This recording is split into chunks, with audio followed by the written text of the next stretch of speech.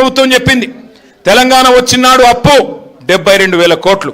కేసీఆర్ గారు డిసెంబర్ 3, 2023 నాడు దిగిపోయినాడు తెలంగాణ నెత్తి మీద ఉన్న అప్పు 3,50,000 కోట్లు. అంటే కేసీఆర్ గారు చేసింది 2,80,000 కోట్ల అప్పు. ఎస్, కేసీఆర్ గారు అప్పు చేసిండు.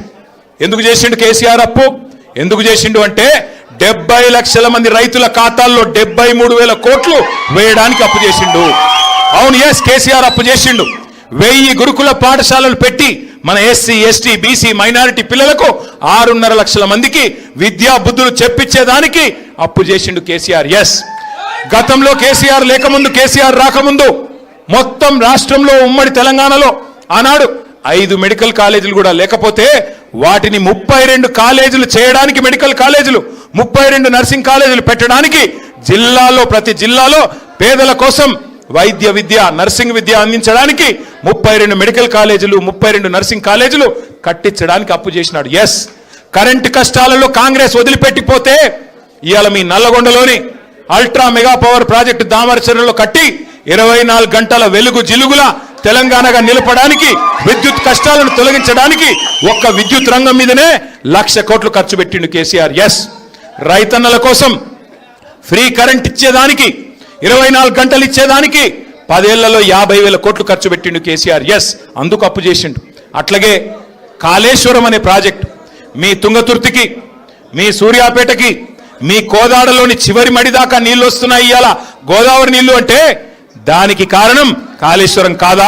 అగోగా కాళేశ్వరం కట్టడానికి 94,000 కోట్లు ఖర్చు పెట్టిండు కేసీఆర్. ఎస్, కేసీఆర్ అప్పు చేసిండు. కేసీఆర్ చేసిన ప్రతి అప్పు తెలంగాణకు పెట్టుబడిగా మారింది. తెలంగాణ భవిష్యత్ తరాల కోసం ఒక బంగారు బాట వేసింది, బంగారు పునాది వేసింది. నేను అడుగుతా ఉన్న రేవంత్ రెడ్డిని, మరి నువ్వు వచ్చి 2.5 ఏళ్ళైంది. మొన్ననే బడ్జెట్ సమావేశాల్లో రేవంత్ రెడ్డి చెప్తా ఉన్నాడు, నా ప్రభుత్వం వచ్చినాక 3,70,000 కోట్లు అప్పు చేసిన అన్నాడు. అంటే కేసీఆర్ గారు 10 ఏళ్లలో సంవత్సరానికి 28,000 కోట్లు అప్పు చేస్తే ఈ మొనగాడు 2.5 ఏళ్లలోనే 3,70,000 కోట్లు అప్పు చేసినాడు. మరి నేను అడుగుతా ఉన్నా రేవంత్ రెడ్డి గారు, 3,70,000 కోట్లు అప్పు చేస్తేవి రైతు బంధు ఇచ్చినావా? కనీసం రైతు బంధు వచ్చిందా? కౌలు రైతులకు రైతు బంధు వస్తున్నదా? రుణమాఫీ సంపూర్ణంగా జరిగిందా? పెన్షన్ 4,000 అయ్యిందా? అత్తలకు 4,000, కోడలకు 2,500 వస్తుందా? తులం బంగారం వస్తుందా? స్కూటీలు వస్తున్నాయా? విద్యా భరోసా కార్డులు వచ్చినాయా? 10వ తరగతి పాస్ అయితే 10,000 రూపాయలు వచ్చిందా? 12వ తరగతి పాస్ అయితే 15,000 రూపాయలు వచ్చిందా? డిగ్రీ పాస్ అయితే 1,00,000 అన్నాడు వచ్చిందా? పీజీ పాస్ అయితే 5 లక్షలు అన్నాడు వచ్చిందా? మరి ఏం బీకినావని అడుగుతా ఉన్నా. ఏంది నువ్వు చేసింది? ఏంది నువ్వు చేసింది 2.5 ఏళ్లలో?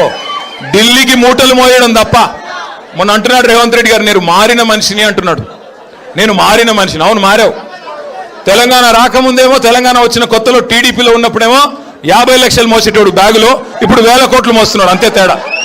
మారింది ఏంటి అంటే బ్యాగు మారింది, మనిషి వాడే, బ్యాగు మాత్రం మారింది. అట్లాగే ఈ మధ్యన ఇంకో డైలాగ్ కొడుతున్నాడు. ఈయనంట కర్ణుడు లాంటోడంట రేవంత్ రెడ్డి లాడు. కరెక్టరా నాయన, నువ్వు కర్ణుడువే.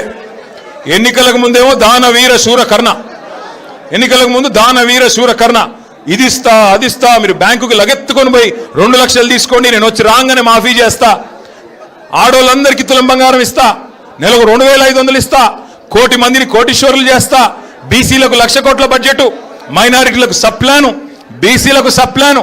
ఎలక్షన్లకు ముందు దానవీర శూర కర్ణ, ఎలక్షన్లు అయిపోయినాక కుంభకర్ణ. దున్నపోతులాగా నిద్రపోవడం తప్ప, ఢిల్లీకి ట్రిప్పులు వేయడం, ఎక్కే విమానం దిగే విమానం తప్ప ఏంది నువ్వు చేసింది? అందుకే ఉత్తమ్ కుమార్ రెడ్డి, రేవంత్ రెడ్డి వాళ్ళిద్దరికీ తెలుసు, ఎన్నిక ఎప్పుడొచ్చినా వీపు చింతపండు అవుతుంది తెలంగాణ ప్రజల చేతుల్లోనే మాట తెలుసు. అందుకే ఇవాళ రకరకాల కుట్రలు చేస్తూ ఉన్నారు,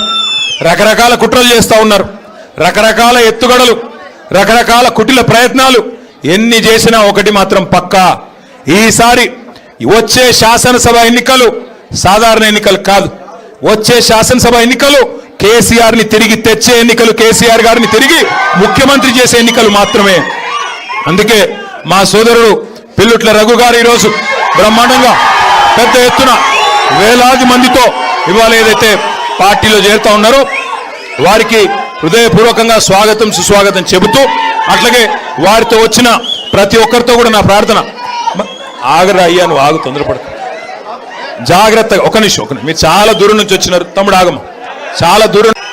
2023 ఎన్నికల్లో ఆనాడు మనకు హుజూర్ నగర్ నియోజకవర్గంలో 70,000 ఓట్లు వస్తే తర్వాత జరిగిన పంచాయతీ ఎన్నికల్లో సంవత్సరంన్నర తర్వాత గెలిచిన ఎమ్మెల్యే, గతంలో ఎమ్మెల్యేగా పనిచేసిన వ్యక్తి వదిలిపెట్టి పోయినా మేము మాత్రం వదిలిపెట్టమంటూ గ్రామ గ్రామాన సింహాల మాదిరిగా పోరాటం చేస్తున్న మా తమ్ముల వల్లే, మా చెల్లెళ్ళ వల్లే ఏం జరిగింది అంటే పంచాయతీ ఎన్నికల్లో 14,000 ఓట్లు అదనంగా వచ్చినాయి.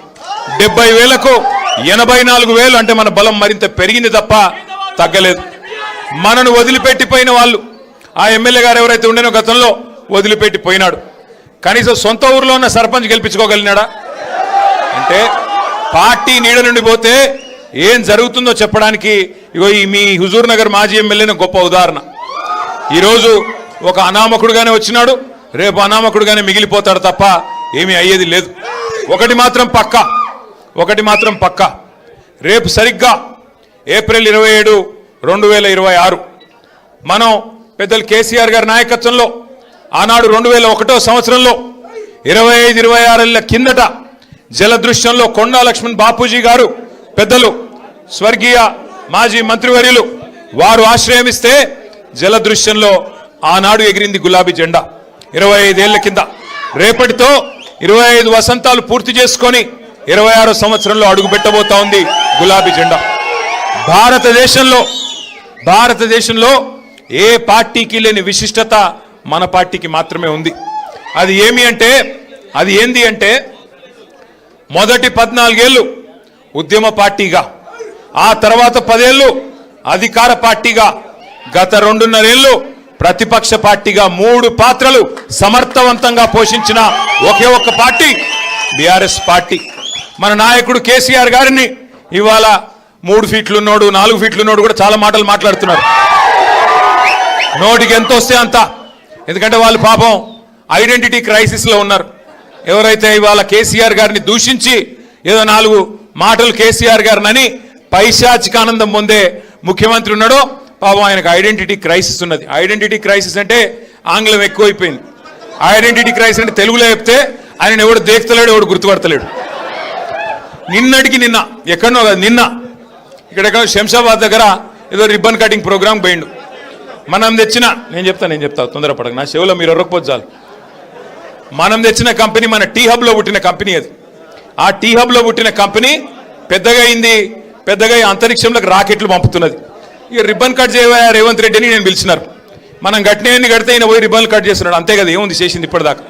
పిలిచినారు, పోయినాడు. సరే పోయినాడు, ఏదో పోజులు కొడుతూ అక్కడ నిలబడి అట్లా పోజులు కొడుతున్నాడు. ఆఖరికి అక్కడ పిలిచే యాంకర్ అమ్మ ఉంటుంది కదా, ఆ అమ్మాయి ముఖ్యమంత్రి గారు అని చెప్పి శ్రీధర్ బాబు పేరు చెప్పింది తప్ప ఈయన మాత్రం గుర్తుపట్టట్లేదు. ఇది మొదటిసారి కాదు, చివరిసారి అంతకంటే కాదు. 2.5 ఏళ్ళు అయిపోయింది. యాంకర్లు గుర్తుపెట్టుకోవట్లేదు, యాక్టర్లు గుర్తుపెట్టుకోవట్లేదు, ఎవడు గుర్తుపెట్టుకోవట్లేదు ఆయన పేరు. ప్రజలైతే ఆయన పేరు తీస్తేనే బూతులో వర్షం కురిపిస్తున్నారు. నేను చెప్పట్లా, ఇది మీరు కావాలంటే ఆ యూట్యూబ్లో సోషల్ మీడియాలో చూడొచ్చు.